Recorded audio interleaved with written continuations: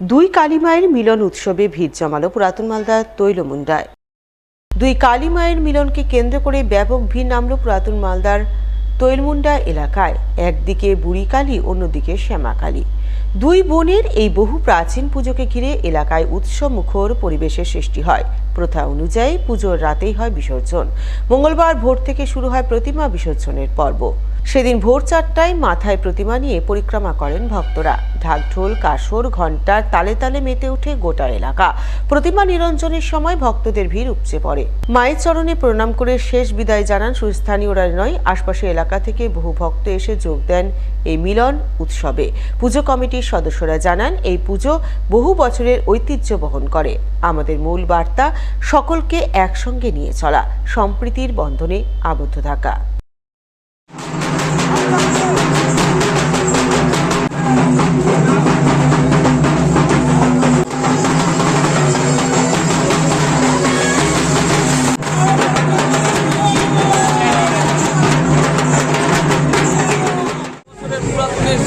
কালী মাতা মন্দির একসাথে রক্ষাকালী এবং বুড়িকালী মাতা একই জায়গায় আলাদা আলাদা জায়গায় পূজা হলেও এর বিসর্জন পর্ব একসাথেই সম্পন্ন হয় এবং দুটো আলাদা আলাদা ঘাটে সম্পন্ন হয় এবং এটা ভোর রাত্রেবেলায় বিসর্জন হয় এবং একসাথেই বিসর্জন হয় 2 মাস।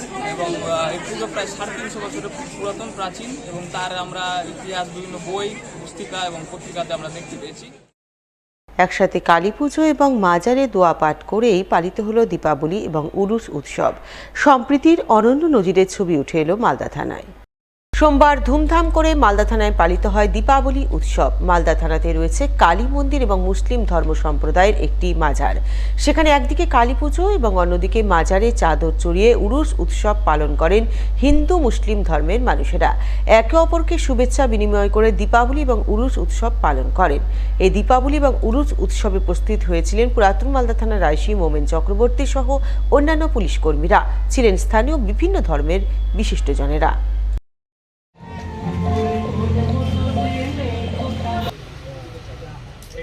সবাই